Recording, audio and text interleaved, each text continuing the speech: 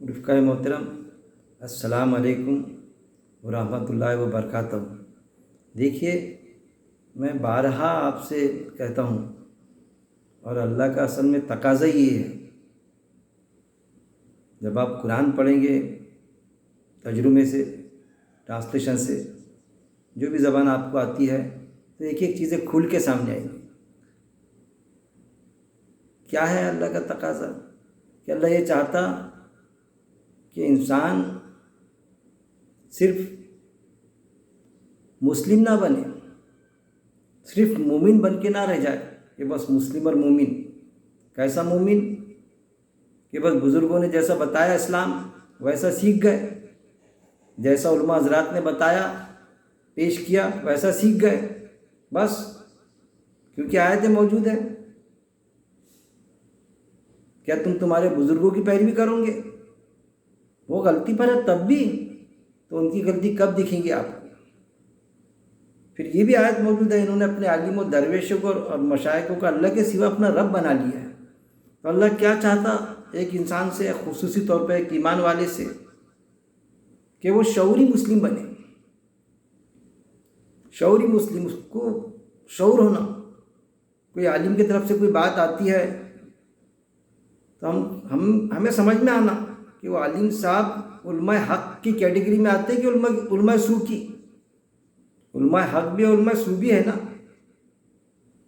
تو جب آپ قرآن پڑھیں گے ٹرانسلیشن سے، ترجمے سے، تو آپ کا شعور بیدار ہوگا، آپ بزرگوں کی پیروی سے نکلیں گے، علماء کی اکثریت نے ان کی پیروی سے نکلیں گے، کیونکہ علماء کی اکثریت نے تو اسلام کی تصویر بدل کے رکھ دی ہے۔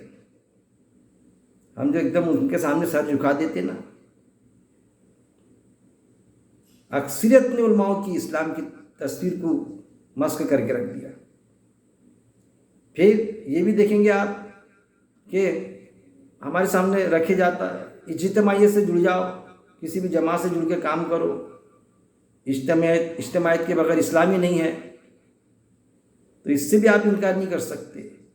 یہ جو منظر عام پر ساری اجتماعیتیں ہے،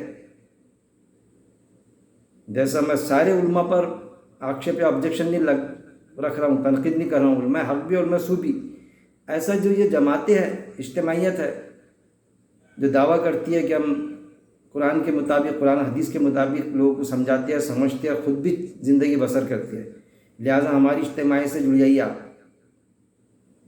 تو ان اجتماعیت نے تو اجتماعیت کی اکثریت نے اسلام کی تصویر بدل کے رکھ دی۔ اصطلاحات ہیں ان کے پاس میں، کوئی چیز سمجھنے کو جاؤ تو بھائی ایسا ہے نا، نہیں اس کی ایسی اصطلاح ہے، وہ کتاب چاہے کتاب تھما دیں گے، اس کو قرآن کی بات کو وہ سمجھنا چاہتا سمجھنے نہیں دیں گے، وہ اللہ کی بات سمجھنا چاہتا وہ لے جاتے، ملا نے کیا بولا کتاب دیتے، اس پر ملا نے کیا بولا، ملا کی بات سمجھو بس۔ میں جو کتابیں ہیں اس کی مخالفت نہیں کر رہا ہوں، لیکن ایک چیز سمجھیے، پہلے ہم قرآن پڑھیں گے ترجمے سے، جو بھی زبان ہم کو آتی، اس کے بعد میں ہم کو ایسا لگتا تو ہم مطالعہ کریں گے۔ قرآن کی آیت سے اگر کوئی بات ہم کو کلیئر ہو گئی تو کیوں ہم مطالعہ کریں گے کہ بھائی ہم پڑھیں گے، وہ بات جو ہم سمجھنا چاہتے تھے سمجھ گئی، جو چیز سے کنفیوز ہے سمجھ میں نہیں آئی تو ہم ڈسکشن کریں گے، کتاب پڑھیں گے، ویڈیوز موجود ہے یوٹیوب پر، سنیں گے، چیز کو سمجھنے کی کوشش کریں گے۔ اس کے باوجود بھی جانے انجانے میں ہم سے اگر غلطی ہوتی ہے تو وہ بھی آیت موجود ہے قرآن میں کہ ہماری نیت تو پاک تھی نا، صاف تھی نا اللہ کی بات کو سمجھنے کی، اور صرف سمجھنے کی نہیں، سمجھنے کے بعد میں اس کے مطابق زندگی بسر کرنے کی اور لوگوں تک کے بات پہنچانے کی۔ تو آیت موجود ہے کہ جانے انجانے میں جو ہم سے پھر بھی غلطی ہوئی تو اللہ اس کو درگزر کرتا ہے، قرآن میں یہ بھی موجود ہے۔ تو کیوں نہ ہم قرآن کو پڑھیں؟ ایک طرف علماء حضرات ہی ہم کو بتلاتے ہیں کہ قرآن سمجھنے کے لیے آسان، نصیحت کے لیے آسان، قرآن کا سبجیکٹ انسان، یہ انسانوں کی کتاب ہے، انسان زندگی کیسی گزارے،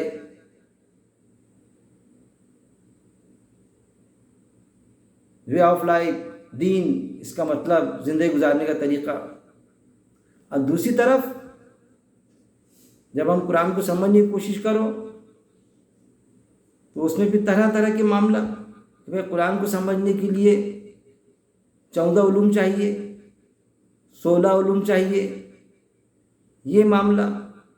پھر معاملہ کوئی بات ہم سمجھے قرآن کی اور پیش کرے کہ بھائی یہ آیت کا تو یہ مطلب ہوتا ہے نا، نہیں یہ فلانے ورڈ کے مولانا صاحب یا عالم صاحب یہ میننگ نہیں ہوتے. ہاں یہی میننگ ہوتے. یہ جو میں نے ٹرانسلیشن کیا تو یہ ٹرانسلیشن غلط کیا میں نے، اس کے یہ شبد کے اس پرٹیکولر فلانے ورڈ کے لفظ کے یہ معنی ہے، اور اس کا یہ میں نے ترجمانی یا ترجمانی کیا اس کی، تو یہ غلط ہے. نہیں یہ صحیح کیا آپ نے، لیکن وہ کیا ہے؟ تو کیا ہے بھائی، وہ کیا ہے؟ یا آپ نے جو اس شبد کے اس پرٹیکولر ورڈ کے آپ نے جو معنی لیے تو وہ معنی ہوتے نہیں، کہ یہ معنی نہیں ہوتے، مگر کیا ہے عربی میں ایک لفظ کے کئی معنی ہوتے. یہ معنی اور مفہوم کو بدل دیا نا، کئی معنی ہوتے. پھر کئی معنی میں پھر وہ اپنا بتاتے کہ ہمارے پاس اس کے یہ معنی ہے، اس کی یہ اصطلاح ہے. یعنی کیسا کنفیوز کرنا. اور ہم کیا ہے، ہم تو عالم ہیں، ہمارے پاس مدرسے کی ڈگری ہے کیا؟ کچھ لوگ، کچھ جو عالم ہے مدرسے کی ڈگری والے کچھ عالم سمجھتے نا، اور کچھ وہ ہے کہ جو کم تعداد ہے کہ جو مدرسے کی ڈگری کے قائل نہیں ہے، لیکن باوجود اس کے کہ وہ عالم ہیں، جنگجو پیمانے پر دین اسلام کا کام کر رہے ہیں، پوری انسانیت تک کے پہنچا رہے ہیں. تو ان کا بھی خود یہ حال ہے کہ وہ بھی اس چیز کو مانتے کہ ایک لفظ کے کئی معنی ہوتے. اب جب معنی ہوتے تو وہ پھر ان کا ٹرانسلیشن الگ جاتا، ہم جو ترجمانی کرتے اس کا ترجمہ الگ جاتا. پھر ہم بولے کہ یہ کیسا؟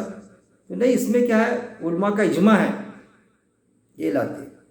یہ جو ہم بتا رہے ہیں اس میں علماء کا اجماع ہے. مطلب علماء کا اجماع ہے. قرآن کی آیت کے اگر غلط مفہوم لے لیں گے آپ اور اس کے مطابق اس کو چلانے کی کوشش کریں گے اور یہ بتائیں گے علماء کا اجماع ہے اس میں، تو مان لینا چاہیے اس نے، جبکہ اس کو سر بسر دکھ رہا ہے وہ کہ وہ آیت تو ویسی جاتی نہیں جیسی آپ لیتے. یہ چیزیں ہیں. تو ایک عام ایمان والے کو جس میں تڑپ ہوتی، جب وہ شعوری مسلم بننا چاہتا تو یہ طرح طرح کی بادھائیں آتی ہے، مشکلیں آتی ہے، جس سے کنفیوز ہونے کی ضرورت نہیں. پڑھیں ہم قرآن کو، آیت پر غور و تدبر کریں. جب آپ کریں گے تو ان چیزوں سے نکلیں گے. ارے ایسا بالکل میں بتاؤں گا آپ کو تو وقت لگ جائے گا، وقت نہیں پورے گا آپ کو. گھنٹوں بتا دوں گا کیسے کیسے ان کے معاملات انہوں نے بگاڑ کے رکھے قرآن کی آیتوں کو، کیسی اس کی شکل بدل دیے. قرآن میں کہتا اللہ رب العزت کہ دوزخ میں ہمیشہ ہمیشہ رہیں گے.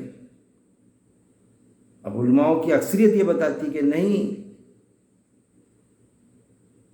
دوزخ سے نکل جائیں گے، ہمیشہ ہمیشہ نہیں رہیں گے. مطلب آیت گواہ 20-22 سے کئی درس میں نے پیش کیا آپ کے سامنے کہ جنت میں بھی ہمیشہ، دوزخ میں بھی ہمیشہ ہمیشہ رہیں گے. خالدون ابدن، لیکن میٹھا میٹھا چلتا. جنت میں تو ہمیشہ رہیں گے، بڑے خوشی خوشی اس میں سے نکلیں گے، لیکن دوزخ میں سے نکل جائیں گے، سزا بھگتیں گے، نکل جائیں گے. تو میرے بھائی یہ کس کا عقیدہ تھا اور کس کا عقیدہ ہے؟ یہ کس کا عقیدہ ہے جس کو اس وقت میں بھی آپ صلی اللہ علیہ وسلم نے کنڈم کیا؟ اور وہ بات صرف حدیث میں نہیں ہے کہ چلو بھائی حدیث میں ہے، قرآن میں موجود ہے، آیت موجود ہے. سورہ البقرہ آیت نمبر 80 یہ کہتے ہیں کہ دوزخ کی آگ ہم کو نہیں چھوئیں گی مگر گنتی کے چند دن. کیا انہوں نے اللہ سے کوئی وعدہ لے رکھا ہے، یا اللہ پر وہ بات کہتے ہو جو خود بھی نہیں جانتے؟ یہ بات سورہ ال عمران آیت نمبر 24 میں اللہ نے پیش کیا. اور حدیث میں آپ صلی اللہ علیہ وسلم کا قول بھی موجود ہے کہ بنی اسرائیل جس بل میں گھسی میری امت بھی گھسیں گے اور ان سے زیادہ گھسیں گے. یہ قول ہے، یہ پیشن گوئی آپ صلی اللہ علیہ وسلم کی، یہ آیت نہیں ہے، وحی نہیں ہے. لیکن آپ صلی اللہ علیہ وسلم دیکھتے تھے اس وقت میں. دیکھیے ایک کیا کیا سمجھانا. ایک ہوتی تھی وحی جو آتی تھی آپ صلی اللہ علیہ وسلم کو، اللہ کے آدیش، اللہ کا میسیج، اللہ کی طرف سے ہدایت، اللہ کی طرف سے انسٹرکشن آپ صلی اللہ علیہ وسلم کے لیے اور انسانوں کے لیے اور خصوصی طور پر ایمان والوں کے لیے، تو اس میں آپ صلی اللہ علیہ وسلم ایز اٹ از پیش کر دیتے تھے. اور ایک آپ صلی اللہ علیہ وسلم کا اپنا خود کا رجحان ہوتا تھا، اپنا خود کا اوپینین، وہ وہی نہیں رہتی تھی. ہمارا بھی رہتا، آپ صلی اللہ علیہ وسلم بھی انسان تھے.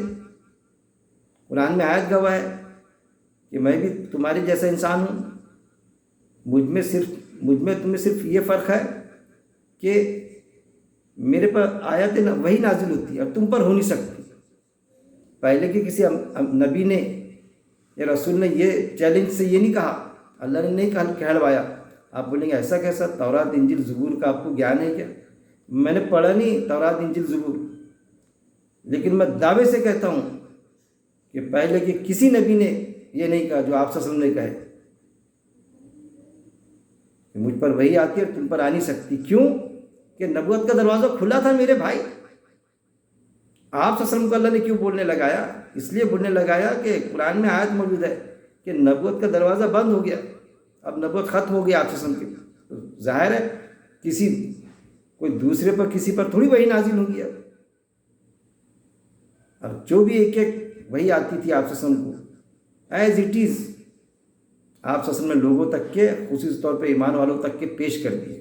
کسی بھی طرح کی خیانت نہیں کرتی ہو. لیکن بتایا جاتا ہم دوزخ میں سے نکل جائیں گے. کس کا عقیدہ ہے؟ یہ تو یہود و نصارہ کا عقیدہ تھا نا، جس کو کنڈم کیا آپ صلی اللہ علیہ وسلم نے حدیث کے ذریعے. قرآن میں اللہ نے کنڈم کیا اور حدیث کے ذریعے سے آپ صلی اللہ علیہ وسلم نے اس کو ایکسپلین کیا. آپ صلی اللہ علیہ وسلم کا قول موجود ہے اندیشہ، وہ آیت میں تھی اندیشہ. اور آپ صلی اللہ علیہ وسلم کا جو اندیشہ، وہ جو قول ہوتے، وہ جو جج کرتے تھے آپ صلی اللہ علیہ وسلم. ہمیں بھی صلاحیت ہوتی جج کرنے کی، لیکن آپ صلی اللہ علیہ وسلم کی صلاحیت بہت اچ ستری تھی. ہم دیکھیں گے جو حدیث میں آتا، جو آگے کا آپ صلی اللہ علیہ وسلم نے بتائے، جو ہم کو ملتا نا کہ ایسا ہوں گا ویسا ہوں گا، تو وہ قرآن کی آیت بھلے ہی نہیں ہے وہ، لیکن وہ دیکھنے کو مل رہا ہے ہم کو کہ ویسے ہی ہو رہا ہے. لیکن ہم اس کو قرآن کی آیت کر کے نہیں لیں گے. ایک طرف آیت آتی تھی آپ صلی اللہ علیہ وسلم پر وہی، اور ایک طرف آپ صلی اللہ علیہ وسلم کو خود آپ جیسا دیکھتے تھے وہ حساب سے محسوس کرتے تھے، جج کرتے تھے آپ صلی اللہ علیہ وسلم، اور اس حساب سے پیشن گوئی دیتے تھے. کیونکہ اس وقت میں خود دیکھتے تھے آپ صلی اللہ علیہ وسلم. یہ بھی قول موجود ان کا کہ میں تمہارے درمیان موجود اور تم قرآن سے ہجرت کر رہے، قرآن کے مطابق زندگی بسر نہیں کر رہے. کس سے کہتے تھے؟ صحابہ رضی اللہ اجمعین سے. پھر آخری خطبے میں آپ صلی اللہ علیہ وسلم نے یہ بھی کہا، پوائنٹ نمبر 16 ہے غالباً 15-16 بھول رہا ہوں میں، حجۃ الوداع کے، کہ تمہارے بعد والے، صحابہ سے کہہ رہے ہیں تمہارے بعد والوں میں بعض تم میں کے بعض سے بھی افضل ہوں گے.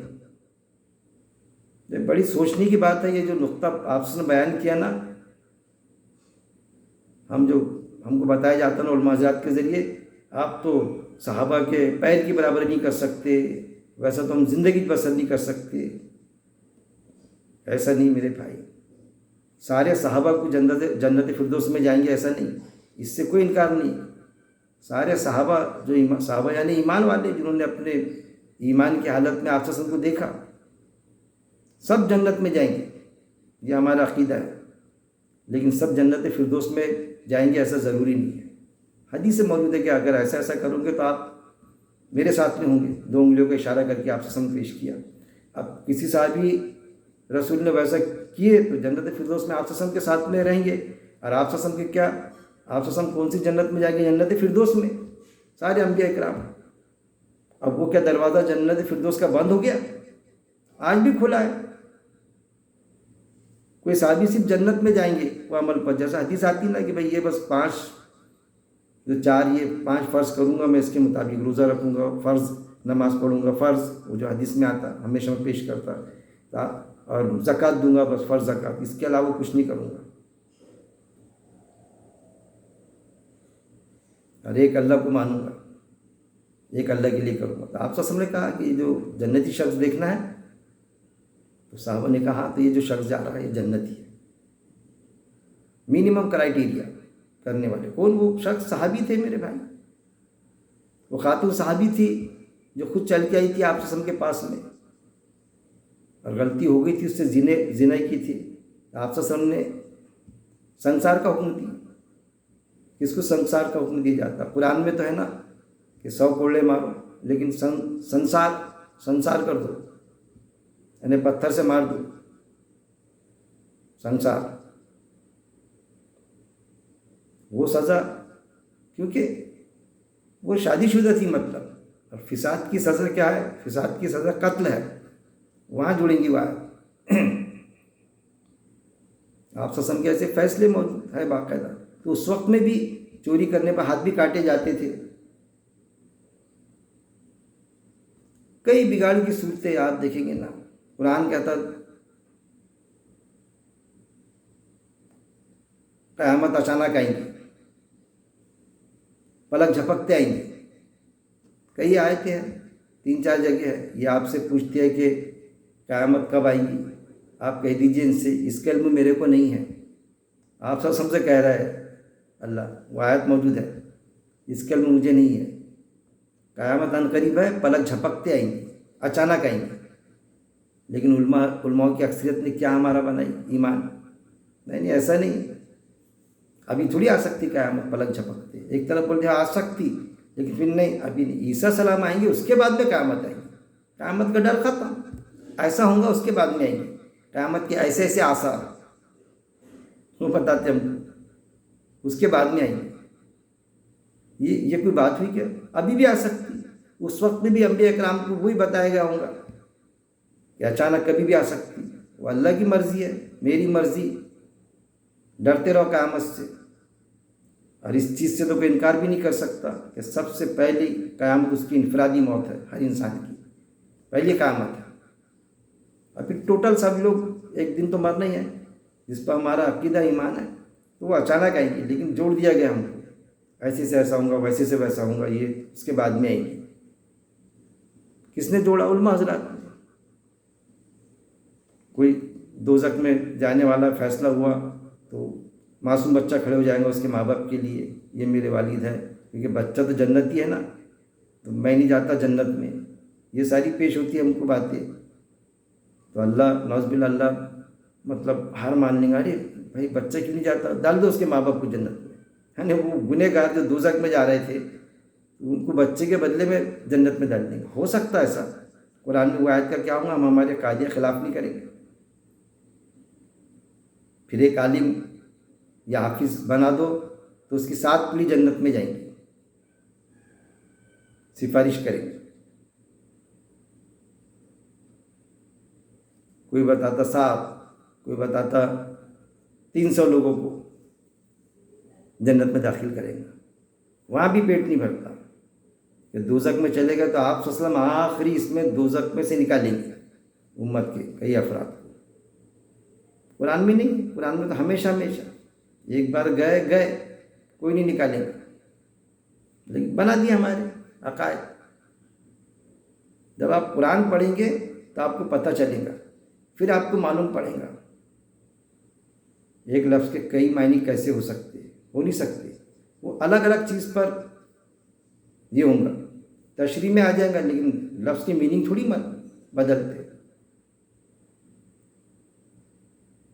वो ज़बान मौजूद थी मेरे भाई, अरबी, जिसमें कुरान नाजिल हुआ। वो बोलचाल की ज़बान थी अरब के लोगों की। उस वक्त में कुरान नाजिल हुआ, वो उसमें व्यवहार करते थे, ज़िंदगी गुजारते थे उसमें, उस ज़बान को लेके।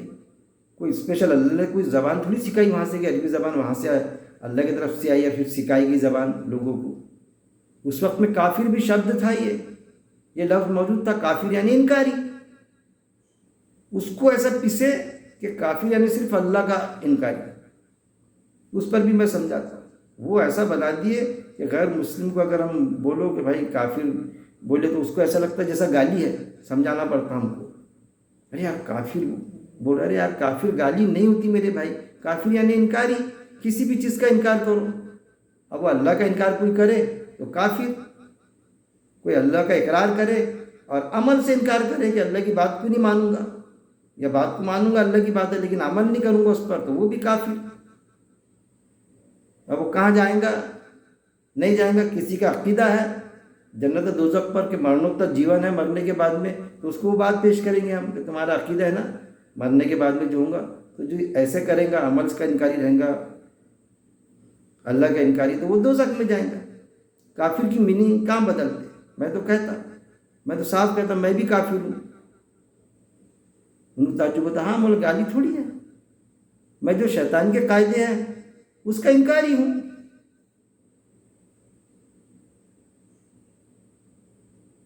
وہ سنا ہوگا نا آپ نے شاعری کی زبان میں شعرا سے شعروں میں یا گانے میں آتا کافر حسینہ، کافر حسینہ نے کیا وہ اللہ کی انکاری حسینہ رہتی کیا؟ ارے اس کے پیار کا انکار کرتی وہ، محبت کا، تو اس کو وہ لگا اس کی محبت کا انکار کی کافر حسینہ۔ کسی نے کسی کو جگہ پیغام بھیجا اس نے، تو اس نے شادی کرنے سے انکار کی، بہت حسین و جمیل تھی وہ لڑکی، بہت پسند تھی اس کو، ایمان والی تھی، بڑی تقوی گزار تھی، تو ہم اس کو بولیں گے کہ بھائی وہ کافر ہے، کیوں کہ اس نے اس کا انکار کی شادی کا، اس کو حق حاصل ہے، تو کیا دوزخ میں جائیں گی؟ کیا نہیں جائیں گی، نہیں کرتی اس کے ساتھ شادی، نہیں ہے پسند مجھے۔ انکار کے معنی کہاں بدلتے؟ معنی تک کے بدل دیے بھائی، وہ ہر کوئی بھی لفظ کے معنی کبھی نہیں بدلتے، کس جگہ استعمال ہوتا وہ سچویشن دیکھ کے پتہ چلتا ہوں۔ تو قرآن میں تو کئی باتیں اللہ نے جو پیش کیا محاورے کے طور پہ بھی پیش کیا نا، وہ بھی میں ہمیشہ کہتا ہوں۔ قرآن میں بتایا اللہ نے یہ اندھے ہے، بہرے ہے، گونگے ہے، یہ سمجھ کے نہیں لیتے۔ اندھے ہے مطلب آنکھ کے اندھے بتایا گیا ہے کہ اس میں، بہرے یعنی سنی نہیں آتا تھا کہ ان کو، گونگے یعنی بول نہیں سکتے تھے کہ وہ، ارے وہ اللہ کی جو بات تھی اس کو دیکھنے کے بعد بھی نہیں سمجھتے تھے، پریکٹیکلی دیکھتے تھے، سنتے تھے، لیکن ادھر کے کان سے سننا ادھر کے کان سے بہانا، وہ بہراپن بتایا گیا، اندھے بہرے گونگے وہ سمجھیں گے۔ دوسرا قرآن میں ان کو دوزخ کی خوشخبری دے دو، بشارت دے دو، یہ ہے نا، تو بشارت کے معنی ہو جائیں گے کہ دوزخ میں جائیں گے تو ان کو آگ چھوئیں گے تو آگ سے مزہ آئیں گا انہیں، یہ آگ چھوئیں گے تو آگ جلائیں گی نہیں، اللہ آگ کی صفت ہی بدل دے گا وہاں پر کچھ لوگوں کے لیے۔ کیوں بدلے گا؟ کیونکہ آپ صلی اللہ علیہ وسلم کے چچا رہیں گے، کیونکہ وہ کسی نبی کا بیٹا رہیں گا، کیونکہ وہ کسی نبی کی بیوی رہیں گی، ایسا ہوگا وہاں پر۔ لیکن بتایا گیا ابراہیم علیہ السلام کو آگ میں ڈال دیے اور آگ گلزار بن گئی، مطلب آگ تو جل رہی تھی لیکن وہ جل نہیں رہے تھے اس میں۔ ارے بھائی نہ دنیا میں صفت بدلیں گی نہ وہاں بدلیں گی صفت آگ کی، وہ دلوں کی آگ ٹھنڈی ہوئی تھی ان کی، اس پر بھی علماء حضرات جو قلیل تعداد ہے لیکن وہ بات پیش کی ہے، آگ واگ میں جو ڈالا وہ ساری پکچر بنائی گئی، دلوں کی آگ ٹھنڈی ہوئی۔ دو آپشن تھے، یا تو ان کو قتل کر دو یا پھر یہاں سے نکال دو، اور وہ پروہت خاندان کے تھے، ان کے والد صاحب کا ایک یہ تھا معاملہ، والد کا ان کے جو ان کی مخالفت کرتا تھا، تو ان کو وہاں سے نکال لیا گیا ابراہیم السلام کو، وہ آگ میں ڈال دیے، یہ وہ، اور ساری پکچر وہ دیکھی، وہ کسی خاتون نے وہ بھی چھلانگ لگا دی تو وہ آگ پھول بن گئی، ہے ساری یہ چیزیں بنائی۔ کس نے بنایا؟ کئی چیزیں ہیں۔ موت کے وقت میں جب انسان کی موت ہوتی، فرشتہ آتا روح نکالتا، نیک رہا تو سلام کر کے روح نکالتا، اور بد رہا تو فرشتہ جھنجھوڑ کے روح نکالتا، اور وہ روح کو کہاں رکھتا؟ نیک کی روح اوپر جاتی، قرآن میں موجود ہے، یہ آیت موجود ہے، اوپر جاتی علیین میں جمع ہو جاتی، اوپر روح، جسم یہاں باڈی یہاں رہ جاتی، اس کو چاہے جلا دو چاہے دفن کر دو۔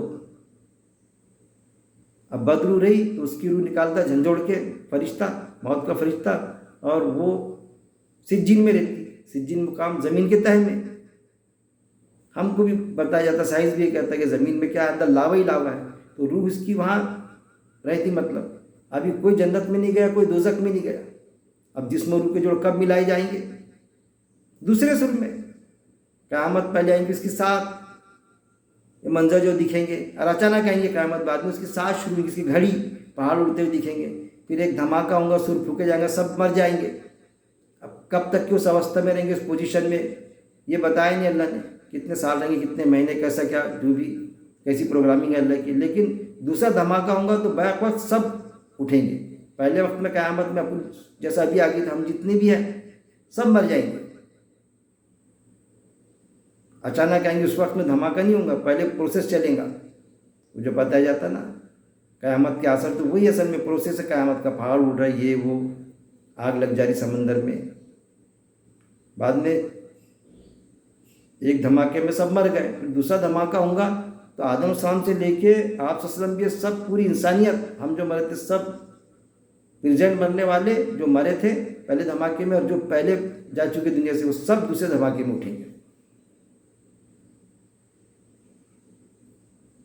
یہ اصل میں ہے. لیکن کیسی اب یہ قرآن میں تو یہ شکل ہے کہ اس کے پر اس کو شیطان ابلیس نے بھی ایکسیپٹ کرا کہ اللہ مجھے جب تک کہ مہلت دے. 3-4 جگہ یہ آیت ہے کہ جب تو جسم اور روح کے جوڑ ملائیں گا، مطلب دوسرے سر میں جسم اور روح کے جوڑ ملیں گے نا، جب تک کہ انسان کو بہکانے کی مہلت دے. اللہ نے دیا اس کو بہکانے کی مہلت، اور اس نے بہکانا شروع کیا، برابر بہکایا اس نے. یہ اس نے کہا اللہ سے. قرآن میں موجود ہے، ساری چیزیں قرآن کے مطابق کہہ رہا ہوں میں. ایک ایک آیت میرے پاس میں آئی ہے، آپ پوچھیے، سوال کیجیے، میں آپ کو آیت دوں گا. قرآن میں موجود ہے. کیا کہا اس نے اللہ سے؟ سیدھے راستے پہ بیٹھ کے بہکاؤں گا. وہ ابلیس بہکا رہا نا سیدھے راستے پہ بیٹھ کے، حدیثوں کے ذریعے سے بہکاتا. حدیث موجود ہے، علماء کی اکثریت ہم کو بہکاتی کہ دفن ہوں گے 40 قدم ہم گئے نہیں تو سوال ہوں گے، من دلوں کا من ربوں کا، وہ جو سوال مطلب جس میں روح کے جوڑ مل جا رہے ہیں وہاں پر سوال ہو رہے ہیں. Double exam. کیسا بہکا ہے، کتنا خطرناک. بخاری مسلم کی حدیث ہے، مانو. مانتے لوگ کڑی سے کڑی ہے، بخاری مسلم کی حدیث ہے، کیسے نہیں؟ ارے بھائی قرآن کی آیت سے ٹکراتی نا، سیدھی ٹکرا رہی نا. دوزخ سے نکل جائیں گے، سیدھی قرآن کی آیت سے ٹکرا رہی ہے. جیسس کم سن یہود و نصارہ کا عقیدہ، جس میں روح کو جوڑ ملا رہے ہیں آپ، قرآن کی آیت سے ٹکرا رہی ہے. کیا کریں گے پھر؟ نہیں، حدیث ہے نا. اس لیے میں کہتا کہ علماء کی اکثریت نے گمراہ کر کے رکھا. ہم کو سمجھنا پڑے نا. ہم کو بتایا جاتا حدیث سے قرآن کو سمجھیں گے ہم اللہ کی بات کو. نہیں، سب سے بڑا چوکنا رہنا چاہیے. قرآن سے حدیث کو سمجھیں گے ہم. منکر حدیث ہونے کی کوئی ضرورت نہیں. جب یہ حدیث پیش کرو ایسا تو لوگ کیا کرتے ہیں یار، منکر حدیث کو ماننا چھوڑ دیتے ہیں. غلط بات ہے. حدیث ایک گائیڈ لائن ہے جو گزرا صحابہ صلی اللہ علیہ وسلم نے جو کیا پریکٹیکل، آپ سب نے جو پریکٹیکل کیے، فیصلے کیے، کس طرح کیے، کیسے کیے، تو وہ ہے اس میں وہ چیزیں. لیکن کوئی فیصلہ ایسا جو حدیث میں آتا ہے قرآن کی ایسے ٹکراتا، کوئی بات حدیث یعنی بات، ایک آپ وسلم کی بات، ان کا جو فیصلہ، کسی صحابی کی بات، ایک اللہ کی بات جو قرآن میں موجود ہے، وہ ٹکرائیں گے قرآن کی آیت سے تو ہم وہ حدیث کو ریجیکٹ کریں گے. کتنے بھی معتبر ذرائع سے آ جائے، کڑی سے کڑی آ جائے. لیکن ہم کو کیا محتاجی بتائی گئی حدیث کی اتھینٹک کیسا کرنا کہ اس کو کڑی سے کڑی دیکھتے ملاتے. ارے کتنی بھی کڑی سے کڑی رہے، دہی بڑا رہے، پوری رہے، قرآن کی آیت سے ٹکرائی نا، وہ حدیث ریجیکٹ ہی ہوں گی. لیکن یہ بھی نہیں ہوگا کہ حدیث ریجیکٹ ہوگی تو اب دوسری حدیثوں کو نہیں مانیں گے. بالکل مانیں گے. منکر حدیث بننے کی کوئی ضرورت نہیں. یہ منکر حدیث ایسے بھگوڑے حدیثوں سے بھاگ گئے. علماء حضرات نے ہم کو ایسا کنفیوز کر کے رکھے کہ قرآن کی آیت سے ٹکرانے والی حدیث کو مانو. ارے بھائی اس میں علماء کا اجماع ہے، کیا کروں میں اجماع ہے تو. یہ شعور بیدار کرنا ہے اصل میں ایک عام ایمان والے کو. اگر وہ اللہ کے قاعدے کے مطابق زندگی بسر کرنا چاہتا ہے تو ڈرنے کی کوئی ضرورت نہیں کہ بھائی غلطی ہوگی تو اللہ کی پکڑ میں آ جائیں گے. قرآن میں آیت موجود ہے، اللہ کی بات سمجھنا چاہ رہے ہیں آپ، دل سے کلیجے سے نیت ہے آپ کی، جانے انجانے میں کوئی غلطی ہوئی نا آپ سے تو اللہ درگزر کرے گا اس کو. اللہ نیت دیکھیں گے اس کی نیت کیا تھی. یہ کسی جماعت میں رہ کے کام کیا کہ جماعت کا فیصلہ یہ تھا، جماعت کا ایسا عقیدہ تھا، فیت کہ ایسا اور یہ اس کی مخالفت کرتا تھا کہ باقی سارے پوائنٹس تو میں تمہارے ساتھ نہیں ہوں، لیکن 2 چیزیں فلاں میرے کو آپ کی پڑتی نہیں، وہ قرآن کی آیت سے ٹکراتی. ارے بھی کیسے آپ اجتماعیت کے خلاف جا رہے ہیں؟ جائیں گے ہم. ارے اجتماعیت کے بغیر تو اسلام ہی نہیں ہے. ایسا پھر وہ قرآن کی آیت کا کیا ہوگا جو آپ سے کو اللہ نے ہدایت دیا؟ کیا دیا چلو تو بس ابراہیم السلام کے طریقے پر جو سب سے کٹ کے ایک اللہ کا ہو گیا تھا، اور وہ مشرکوں میں سے نہیں تھا، وہ شرک کرنے والا نہیں تھا، اکیلا ابراہیم السلام سب سے کٹ گئے تھے۔ ہم بھی قرآن کے مطابق جو رہیں گے، اگر جماعت کا یہ فیصلہ رہا آیت کے خلاف میں، ہٹیں گے ہم اکیلا، وہ چاہے ہم کو نکال دینا جماعت سے، خود نہیں نکلیں گے، کوئی ضرورت نہیں جماعت سے نکلنے کی، وہ برابر خود نکالتے۔ جب تم قرآن کی بات بولیں گے نا تو جماعت والے خود نظر انداز کریں گے، آپ کرنے دو نا، نظر انداز کریں گے، آپ کو ڈائس سے بولنے نہیں دیں گے، یا آپ کو بولیں گے بھائی آپ بولو درس قرآن، تو مگر یار وہ مدعا مت بولنا، وہ پوائنٹس بول دیتے آپ، کوئی ضرورت نہیں۔ سوال تو یہ ہونا، اجتماعی سے بھی جڑ کے کام کرنا، کسی بھی اجتماعی جڑ جاؤ، اور جو قرآن کے مطابق بات ہے وہ کہے کہ وہ نہ بولے، تو ان سے یہ کہنا ہے کہ یہی بولا جائیں گا آپ کو، جس کے لیے آپ منع کرتے نا کہ وہاں تمہارا منہ بند رکھنا، وہی بولا جائے گا۔ کیوں نہیں بولا جائے گا؟ وہ تصویریں کھل کے آنا چاہیے نا، ارے یار ایسا ہوتا کہ ایسے ہی ہوتا، تو پھر بولنے نہیں دیں گے آپ کو، کوئی حرج کی بات نہیں۔ میرے ساتھ نہیں ہوا، کئی لوگوں کے ساتھ میں ہوتا ایسا، اس لیے وہ شعر یاد آتا، میں تو اکیلا کام کرو، اجتماعیت کے بغیر اسلام ہے نہیں، ایسا نہیں، خود اکیلا کام شروع کرو، اللہ کی مدد شامل ہوں گی، میں تو اکیلا ہی چلا تھا جانب منزل، مگر کون سی منزل؟ جنت جو تمہاری وراثت ہے، وہ منزل طے کرنے میں تو اکیلا ہی چلا تھا جانب منزل، مگر لوگ آتے گئے اور کارواں بنتا گیا، لوگ آتے جائیں گے، کارواں بنتے جائے گا، پھر کارواں بڑی بڑی اجتماعیت ہیں ان کی، تمہارے پاس تو ایک قلیل تھوڑی لوگ ہیں، تو وہ بھی قرآن میں آیتیں موجود ہیں، کئی آیتیں موجود ہیں کہ اکثریت اللہ کی بات کو نہیں مانے گی، قلیل تعداد مانے گی۔ یہ بھی چیز ہے نا، ارے ہماری ہمت کے لیے ساری چیزیں موجود ہیں کہ اکیلا کیسا کام کریں ہم سب سے کٹ کے، اجتماعیت میں رہ کے ان کے سامنے وہ قرآن کی بات کیسی پیش کریں، قلیل تعداد مانیں گی، کیونکہ بولتے نا اتنے سارے علماء غلط ہو سکتے کیا، اتنے سارے لوگ غلط ہے کیا، یہ بتایا جاتا نا ہم کو۔ قرآن فرقان، سیدھی بات ہے، جانچنے والا اعلیٰ، ہر چیز قرآن سے جانچی جائیں گی، حدیث کو فرقان نہیں بولے گیا، جانچنے والا حدیث کو نہیں بتایا گیا، قرآن جانچنے والا اعلیٰ، فرقان آیت موجود ہے۔ اللہ کی رسی کو تھامے رکھو مضبوطی سے، کبھی گمراہ نہ ہوں گے۔ حدیث کو نہیں بولے گیا اللہ کی رسی، قرآن کو بولے گیا، قرآن کو تھامے رکھو۔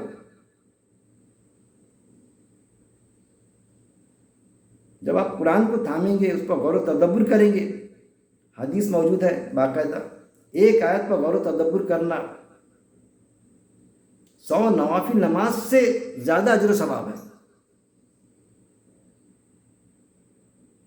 لیکن کرنے دیتا کہ ہم کو غور و تدبر اگر آپ کریں گے قرآن کی آیتوں پر، تو پھر سوال بھی آتے سامنے، اور پھر کسی مجلس میں بیٹھے آپ تو سوال بھی کریں گے آپ کہ مولانا صاحب یا درس قرآن دینے والے صاحب، یا آپ نے ایسا بتایا تو یہ کیسا، تو ہمارے کانسیپٹ کلیئر ہوں گے، وہ سمجھائیں گا کہ ایسا نہیں ایسا ہی، تو غلط سمجھے تو ہمارے بات سمجھ میں آئیں گی، اگر وہ غلطی پر ہے تو اس کے سمجھ میں آ جانا چاہیے، لیکن اکثر دیکھنے میں آیا کہ وہ غلطی پر رہنے کے بعد میں ہم سوال کرو تو وہ اپنی غلطی ماننے کو بھی تیار نہیں بھائی، اجتماعیت ساری اتنی بڑی اجتماعیت مانتی، علماء کی اس سے متفق ہے، پھر ہم کو بولے جاتا کہ امت سب ایک گمراہی میں مبتلا نہیں ہو سکتی، کل ملا کے آسا نے فرمایا کہ ساری امت ایک ساتھ گمراہی میں مبتلا نہیں ہوگی،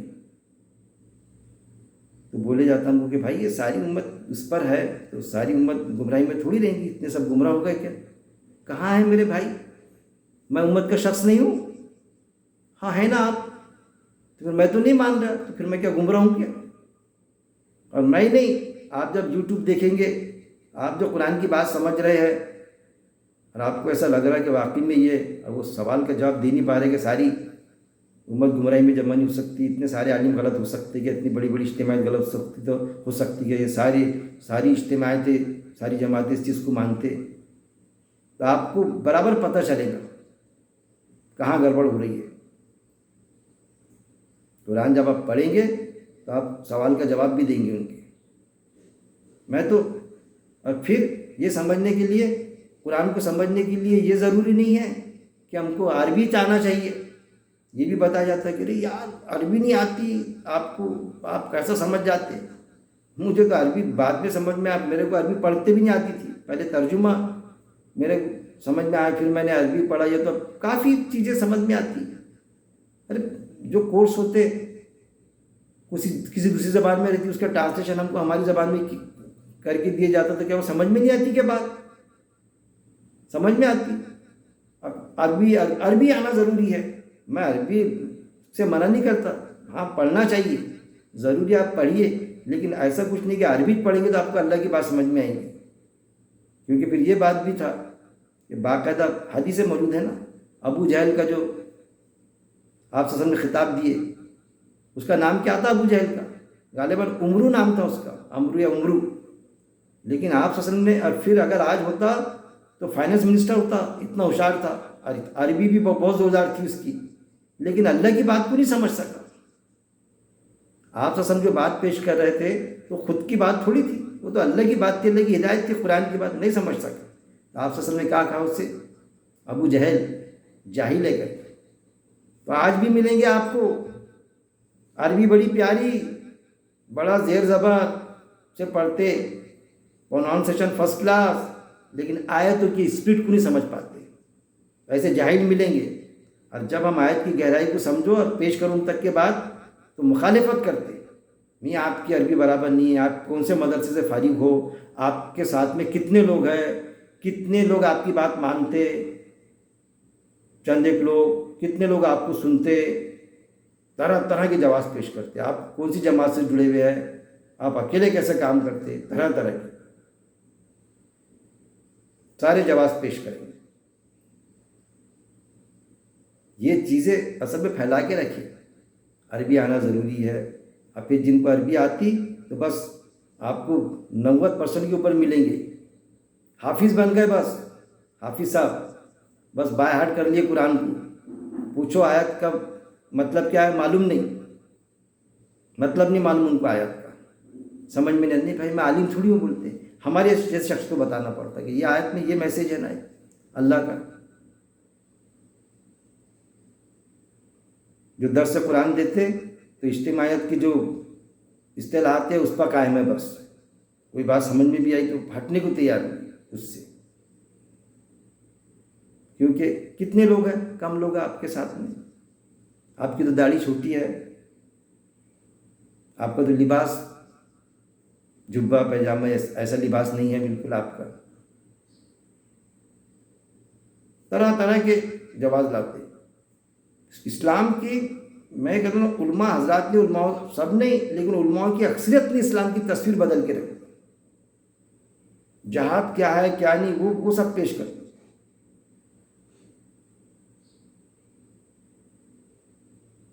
اللہ سے دعا ہے کہ اللہ رب العزت قرآن کو پڑھنے اور ایک ایک آیت پر غور و تدبر کرنے، غور و تدبر کے بعد میں اس پر عمل کرنے، اور عمل کے بعد میں موت تک جمے رہنے. اور جو آیت ہم سمجھے وہ آیت لوگوں تک کے، سمست مانو جاتی پوری انسانیت تک کے، اور خصوصی طور پہ ایمان والوں تک کے پہنچانے کی میرا مالک ہم کو توفیق دے. مجھے آپ کو، ہم سب کو، ہمیں جذبہ دے قرآن کو سمجھنے کا. صرف عربی متن تک محدود نہ رکھیں ہم قرآن کو. وآخر دعوانا ان الحمد للہ رب العالمین.